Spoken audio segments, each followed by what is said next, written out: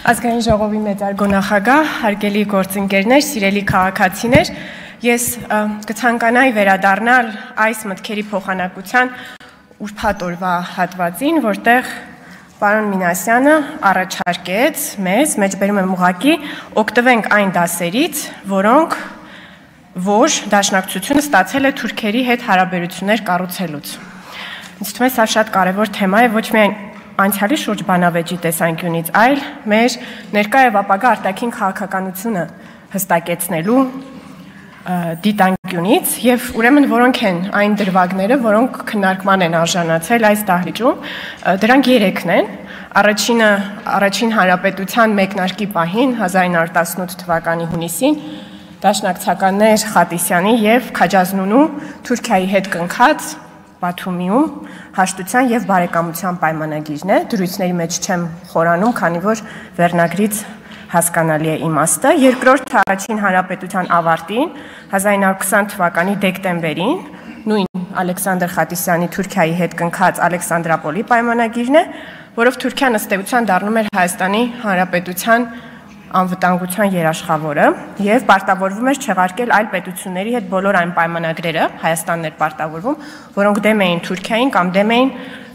նրա շահերին, եւ վերջին դրվագը արդեն առաջին հանրապետության պահպանման վերջին փորձերի ժամանակ 21 թվականի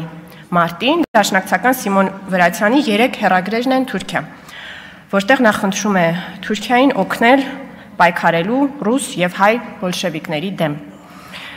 Ես ակնկալում եմ, որ այսօրվա դաշնակցականները առավել հստակ կասեն, թե վերջ-վերջում ինչպես են նրանք գնահատում այս քայլերը եւ ինչ դասեր մենք պետք է քաղենք այս պատմական փորձառությունից արդեն մեր երրորդ հանրապետության համար։ Պարոն Խաչատրյանը այստեղ է, պարոն Խաչատրյան, ուրեմն այս փետրվարին մենք բանավեճի էինք հանրային հեռուստաընկերությունում եւ ձեզ հարց տվեցին, թե արդյոք Սիմոն Վրացյանը կատարում էր թուրքական իշխանության հրահանգները, քանի որ դուք մեզ դրանում եք մեղադրում։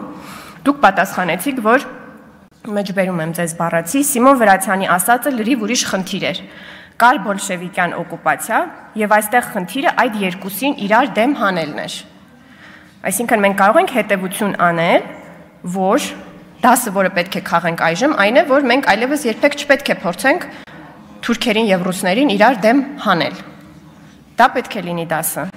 Չնայած դուք հետո նաև ասացիք, որ Սիմոն Վրացյանը իր անձնական կարծիքն է հայտնում, սա էլ թերևս բարձրաբանման կարիք ունի։ Պարոն Մինասյան, դուք էլ ուրբաթ օրը ասացիք, որ Հայաստանի առաջին հանրապետության կործանման պատճառը հենց թուրք բոլշևիկյան համագործակցությունն էր, որը ցավոք սրտի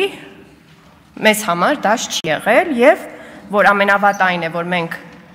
դասեր չենք քաղում ձեր փորձից այդ հարաբերությունները կառուցելուց, աչքներս չռած նաև Եվրոպայի վրա հույսեր դնելուց։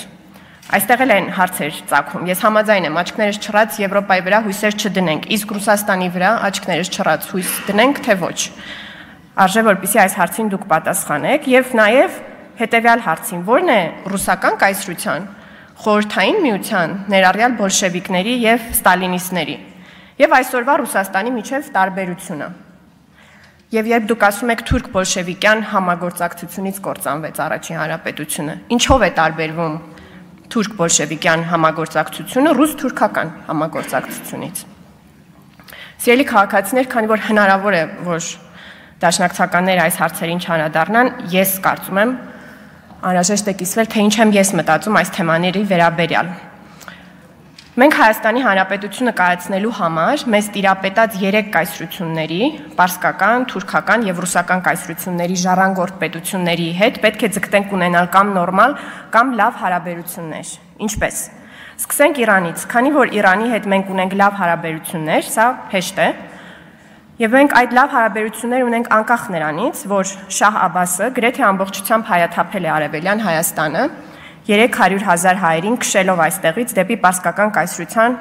հարավ։ Իսկ երբ Արևելյան Հայաստանը անցավ ռուսական կայսրությանը, ընդամենը 30,000 հայեր վերադարձան Արևելյան Հայաստան։ Մենք Իրանի հետ լավ հարաբերություններ ունենք նաև անկախ նրանից, որ պատմական մեծ հայքի 15 նահանգներից 3-ը Փայտակարան, Վասպուրական եւ Պարսկահայք մասամբ կամ ամբողջությամբ գտնվում են Իրանի տարածքում։ Մենք փակել ենք պատմության այս էջը եւ համոզված ենք, որ ոչ մի իրանահայ չի բողոքի մեր դեմ, թե ինքը ճիշտ տեղում չի ծնվել եւ կամ պահանջի մեզնից վերականգնել պատմական արդարությունը։ Ընդհակառակը, մեր երկու երկրների հարաբերությունների շարունակական պահպանման եւ զարգացման կողմնակից կլինի։ Թուրքիայի հետ հարաբերությունները։ Թուրքիան առաջինն է ճանաչել Հայաստանի առաջին հանրապետությունը եւ առաջիններից է ճանաչել Հայաստանի երրորդ հանրապետությունը։ Ինչու՞։ Բնավ ոչ մեր գեղեցիկ նայիրյան աչքերի համար, այլ այն պարզ պատճառով, որ հայերի ազգային պետությունը ձևավորվում էր ոչ թե իր տարածքում, այլ ռուսական կայսրության։ Իսկ հիմա մենք ինչ պետք է անենք։ Արդյոք պետք է գնանք եւ ազատագրենք նաեւ Արևմտյան Հայաստանը։ Ծածուկ հույսեր փայփայենք, որ եթե ոչ այսօր, ապա ապագայում նման հնարավորություն կստեղծվի։ Ոչ, մենք պետք է ռազմավարական երկարաժամկետ որոշում կայացնենք, որ Հայաստանի Հանրապետությունը չունի քաղաքական ծրագրեր Հայաստանի սահմաններից դուրս, չունի եւ վերջ։ Եթե Իրանի հետ այսօրվա մեր հարաբերությունները պատմականորեն խարսխված են Թուրքմենչայի 1928 թվականի պայմանագրի վրա, որով ռուսական կայսրությունը մեր անունից դադարեցրել է հակամարտությունը Արաքս գետից դեպի հարավ, ապա այսօր մենք մեր մեջ պետք է գտնենք կամք բոլոր մակարդակներում ներառյալ ընդդիմության փակել հակամարտությունը, վերսկսելու հնարավորությունը Արաքս գետից դեպի արևմուտք։ Հայաստանի Հանրապետության ժողովուրդը տարագիր չէ, Հայաստանի Հանրապետության ժողովուրդը պետություն ունի եւ այժմ մեր ինքնության առանցքը ոչ թե մեզ հետ պատահած ամենամեծ ողբերգությունն է, այն է ցեղասպանությունը, այլ մեզ հետ պատահած ամենամեծ բարեբախտությունը, այն է Հայաստանի Հանրապետության գոյությունը, դա է մեր ինքնության առանցքը։ Եվ վերջապես Ռուսաստանը։ Ինչպես նախորդ երկու պատմական համատեքստերում, այդպես էլ այստեղ մենք պետք է արձանագրենք, որ ռուսական կայսրությունը հալածում էր մեր եկեղեցուն, փակում հայկական դպրոցները, Խորհրդային Միությունը զրկեց մեզ մեր առաջին հանրապետությունից, Սիբիր աքսորեց մեզանից շատերի տատերին ու պապերին, իսկ այսօրվա Ռուսաստանը մեզ մենակ թողեց Ադրբեջանի եւ Թուրքիայի դեմ հանդիման։ Սա արձանագրելով մենք պետք է սին հույսեր չկապենք Ռուսաստանի հետ, մեղմենք մեր տնտեսական կախվածությունը Ռուսաստանից եւ առաջ շարժվենք։ Մենք չենք կարող արտաքին քաղաքականություն վարել ոչ որպես Օսմանյան կայսրության ֆիդայիներ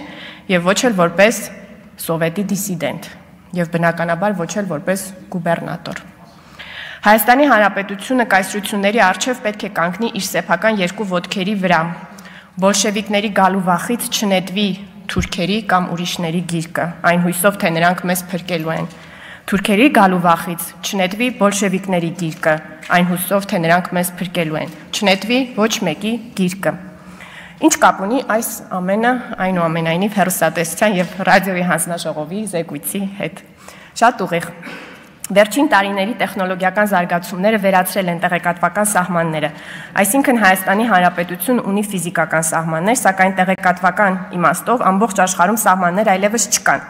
Հետևաբար մենք պետք է ճշտենք ամեն տեղեկություն, որ ստանում ենք։ Սիրելի քաղաքացիներ, կարելի է որպես սկզբունք որդեգրել պարզապես չվստահելը այն ամենին, ինչ ցնցում կամ անհանգստացնում է մեզ, քանի դեռ չենք համոզվել դրա ճշմարտացիության մեջ։ Մենք պետք է նաև վերլուծենք ամեն տեղեկություն, որ ստանում ենք։ Եթե դուք հանդիպում եք մի դիտանկյունի, որի հիմնական իմաստը այն է, որ պետք է վերականգնել Ռուսաստանի Դաշնության հետ ռազմավարական հարաբերությունները, հիշեք, որ Ռուսաստանի Դաշնությունը դեռ 2010-ականներից ահռելի քանակության զենք է վաճառել Ադրբեջանին եւ արդեն ունի ռազմավարական հարաբերություններ Ադրբեջանի հետ, իսկ Թուրքիայի հետ պատմականորեն կարող է մրցել կամ համագործակցել ըստ նպատակահարմարության, եւ սա չի փոխվելու։ Եթե դուք հանդիպում եք մի դիտանկյունի, որի հիմնական իմաստը այն է, որ թուրքը հավետ իմ թշնամին է, հիշեք, որ մենք նույնանման պատմական հիմքեր ենք ունեցել այդպես մտածելու նաև պարսիկների եւ արաբների մասին։ Մեր ազգային էպոսը Սասունցի Դավիթը արաբների հետ կռվելու մասին է, մինչդեռ այդ ժողովուրդների հետ այժմ մենք ունենք լավ հարաբերություններ։ Եթե դուք հանդիպում եք մի դիտանկյունի, որը թեկուզ թեթևակի միտք է պարունակում, թե Ֆրանսիան կամ որևէ արևմտյան երկիր մեզ կօգնի հետ բերել Լեռնային Ղարաբաղը, հիշեք, որ դա եւս դեպի անցյալ գլորվելու ծուղակ է։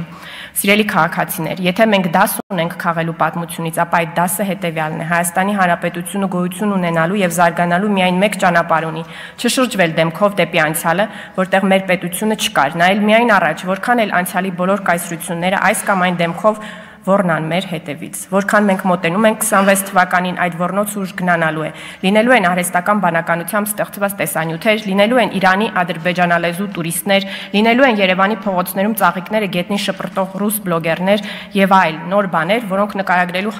համար այժմ ոչ մեկիս երևակայությունը չի բավարարի։ Ամուր պահեք ձեր նյարդերը։ Եթե քաղաքականությունը շատ թունավոր է դառնում, դադար վերցրեք, գնացեք բնությունը վայելելու, սպորտով զբաղվեք։ Հեռու պահեք թույն արտաշնչող մարդկանց։ Պահպանեք ձեր տեղեկատվական միջավայրը եւ համբերատար սպասեք 26 թվականի ընտրության օրվան, երբ կկարողանաք բանեցնել ձեր իշխանությունը անմիջականորեն առանց քաղաքական եւ լրատվական միջնորդների։ Շնորհակալ եմ։ Շնորհակալություն, Հասմիկ Հակոբյան, համեցեք։